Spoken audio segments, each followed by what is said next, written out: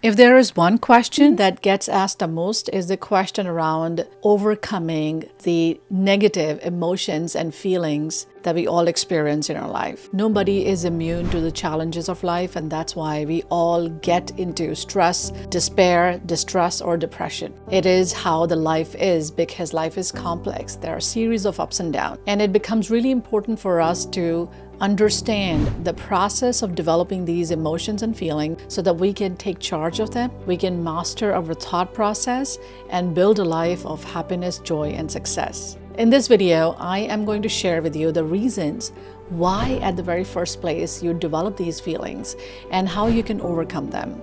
We will also do one exercise together that is going to help you change the psychological makeup of your mind so that you can feel more in control and become empowered to change your thoughts and feelings on demand. So if this is something that you're interested to learn, then stick around and watch this video till the end, because when we do this exercise, we're going to do this together. I will handhold you and help you change your thought patterns and build a powerful mindset which is full of positivity, productivity, and happiness. George Harrison said, "Everything is in the mind." Our mind is creating these thoughts and emotions. So the first point that I want to take on is the understanding of where these thoughts are coming from. We think about 60,000 thoughts a day, and most of these thoughts are subconscious in nature.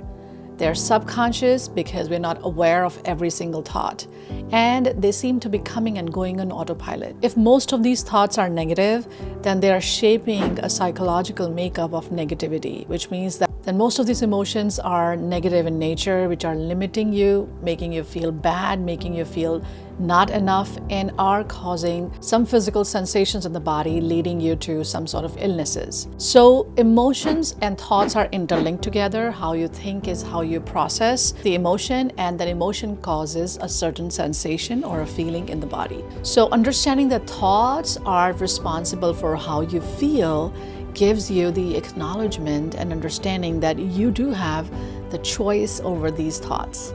Subconsciously, most of these thoughts are coming and going in your awareness, and your mind's job is to keep you in a loop, and that's why you continue to have these thoughts over and over again, leading to overthinking, and hence a spiral of emotional drama and emotional trauma. Let's understand for a fact that these thoughts are not just coming randomly. These thoughts are coming from a belief system that you've acquired over a period of time. And at times, again, these beliefs are subconsciously embedded in our being, which we're not even aware of, but they are producing a certain type of emotional and psychological makeup.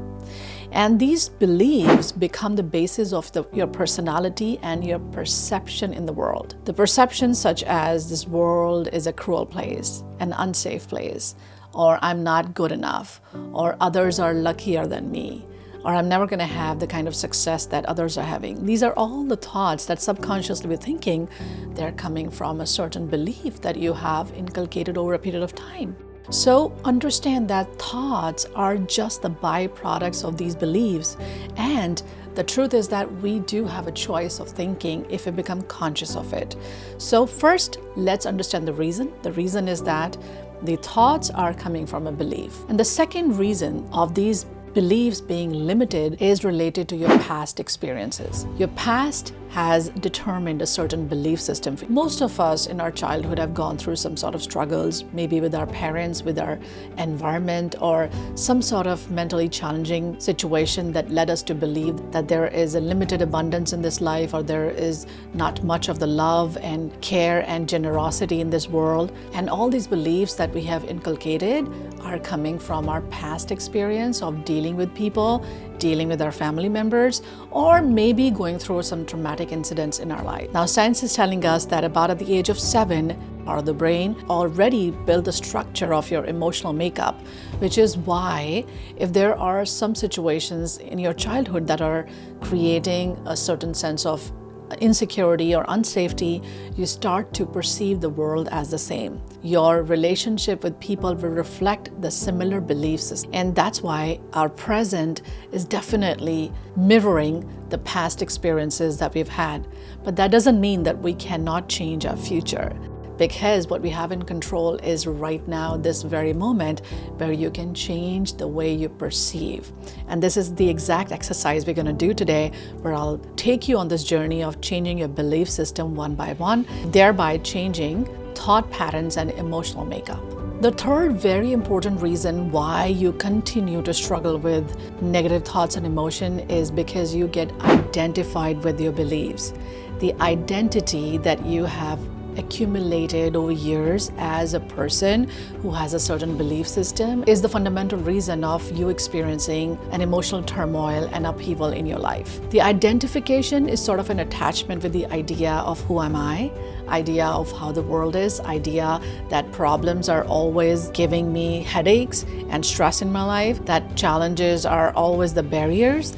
These are the beliefs that create a certain perception, and the fact that you remain identified with these beliefs. So when I'm attached to something, I have a certain way of thinking about it, whether it is person, situation, or a thing. So how do I break this attachment is by first taking a step back, zooming out, disengaging with the particular belief, and become curious about your own thought process and asking yourself, am I too attached to this idea or belief? Or do I have the open-mindedness to allow some new beliefs to come in my life, to allow some new ways of thinking? Because the more open you become, the more you can entertain new thoughts and perceptions, leading to a different type of emotional experience. As I said before, every single thought is creating an emotional experience. Every single emotion is creating a feeling in the body, a sensation in the body. And when you think a limiting thought, such as I'm lazy, your feeling in the body has to match with that thought. And this is the work of your brain. Your brain will create that chemistry, those chemicals which are then released in the body, creating the exact same feeling of lethargy and low mood, making you feel more lazy. So when I feel that I'm too attached to an idea, what I'm going to do is first acknowledge it, second, take a step back, reflect on it, and look at it as a witness, recognizing if this idea or if this belief is the truth in this moment. And most of us can truly say that 90% of the beliefs that we hold in our life are not true in this moment. They're coming from what our grandparents told us, what our parents told us, what the environment told us, what the society told us. They're not even true to our own values. Stop identifying with your thought process and check in with your values. Ask yourself, what do I believe in truly? What do I really care about? What do I really want to experience? Because whatever it is that you want to experience is already available to you. The only barrier is you. You are not vibrating at the frequency of the thing that you want to attract in your life. If I want to attract more money, a happy relationship, then I need to vibrate with that frequency, which means that I have to allow the receiving to happen, which means that I have to stop identifying the thoughts that are. And the next very important reason why you keep on getting stuck with the negative emotions and feeling is due to the self-talk that you're having with yourself. The self-conversation, where you continuously beat yourself up, where you continuously keep on telling yourself how you're not good enough, how you cannot achieve the results that you want to, and cause exactly the same chemistry in your body and mind, which, as I explained before, is repeating itself over and over again because you're a part of a cycle now. It is so easy for us to negate ourselves, to say bad things to ourselves because we are so used to having that conversation. We all have flaws. We all have done mistakes in our life. We all get stuck. This is the nature of life. But at the same time, we do have a choice. We do have a choice in terms of perceiving this particular challenge or understanding and learning from the mistakes that you have done. So if you want to take one point home today, if you want to take this one lesson home, the lesson is, do not beat yourself up for the things that you have done unintentionally wrong, or even if intentionally you try to harm somebody or harm yourself or you did blunders, it's okay. It's okay, because we're learning and growing every day of our life. And we're all here on this earth school, taking lessons and becoming better. And this is the reason why we continue to get struggles and challenges in our life, because that's life's way of teaching us to become better. Knowing that my conversation with myself is also the basis of the chemistry that I'm creating in my body and mind. If I want to create a happy body and happy mind, then I have to pay attention to my thought process, my self-talk, and exactly treat yourself as you'll treat your best friend.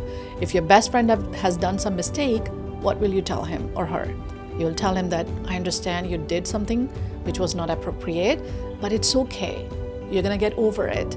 It's just a part of life. And the next day is going to bring you better opportunities to mend your ways and show up in your truest element, show up as the beautiful person you are. This is exactly the conversation that you got to do with yourself. So when you make yourself your best friend, you give yourself more power and energy. And the more energy you have, the more you have the ability to overcome these challenges that you're going through. All right, now the time has come to do this exercise together. I would love for you to spend a few minutes with me and do this exercise. So bring your notepad and pen, pause this video for a while, and then restart once you're ready for this exercise. It's going to be a great mindset shift and a game changer. All right, let's begin this exercise. This exercise is called thought analysis. There are some of the examples of self-limiting thoughts. If you have any of these thoughts or something similar, just try to find the underlying belief which supports this thought. Identify the quality of your belief, and if you have to substitute that belief with the positive one, which is exactly what we're going to do right here, what would that be? So bring your notepad and pen and do this exercise with me.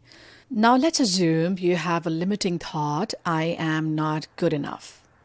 Now, this thought is a thought that most of us experience because of self-doubt or not growing up in an environment where you were just given enough boost and confidence without putting you at spot, without expecting too much from you. Society has put up a lot of pressure on all of us to be a certain way, to be accepted and validated. This thought can come in anybody's awareness. I'm not good enough is a self-doubt, limiting belief, but limiting thought, coming from a belief which is a past experience of failure or a past experience of somebody verbalizing it to you or saying it to you over and over again. This can happen in your school, in your family, or maybe with your friend circle or somebody that you looked up to, and that person did not give you the right type of confidence in the way that you wanted it. And this underlying belief, such as the past experience where I failed or I cannot succeed at the things that seem out of my comfort zone right now, can build a particular thought and which can hold you back from being your best version, taking the decisions that are so amazing for you to move to the next level of success. Now, recognizing whether this belief is positive or negative. Obviously, this belief is negative and limiting. So how can I turn this around? How can I turn around the story of my life of knowing that I am incredible, I am good enough, and I can do whatever I want to do? How can I build this new belief? The first thing you need to do is to simply write it down. I am powerful and successful in this moment or in present, because what happened in the past is not going to dictate your future. Whatever happened in the past is over. You do have this moment that you can utilize to achieve whatever you want to achieve. This new belief that I'm powerful and successful in this moment, and I do have the energy and momentum to create the desired success in my life. Now, obviously, this is not an overnight shift, but just recognize that there is a new possibility of thinking and perceiving and practicing. With a period of time, you'll notice that this will change. You will have the thoughts for the new beliefs that you're building up. Now, similarly, if there is a thought, my life is a mess, or I can't finish what I start, I continuously get into struggles. Where is this thought coming from? This is coming from a belief that I don't have control over events of my life, or others have better life than me. Right? We keep on comparing ourselves with others. This is negative or positive? Of course, it's negative. And the new belief would be, life is full of surprises. Life is full of surprises, which means I am comfortable with change. I look for opportunity in crisis, in challenge. You see? Now, if I perceive this thought, if I keep on dwelling on this belief, what's going to happen? This is going to shatter. This is going to shatter down. And what is left is a positive attitude, an experience of knowing that I do have control over the events if I change my thoughts around it. So similarly, there are so many thoughts, and I will let you have access to this file once you sign up for the free mini course. The link for that is going to be in the description section, and you can access this file and work on it. You might want to change some of the beliefs, some of the thoughts that you encounter personally, and do this exercise by recognizing the old belief and how you can turn those beliefs into more positive and empowering ones. So do this exercise for all the thoughts that come to your mind that you recognize as limiting thoughts, or even the positive ones. Because if you see a positive thought that I am strong has an underlying old belief, which is like, oh, I win all the challenges that I come across in my life. It's a positive belief. I don't need to create a new belief because it's already strong and positive.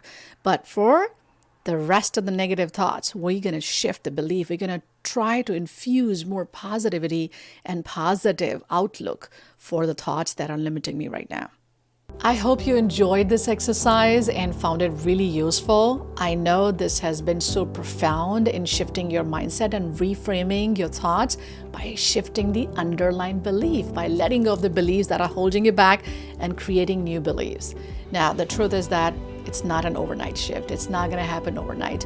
We all go through series of fallouts and then getting back on track. And that's what the journey of the self-growth looks like.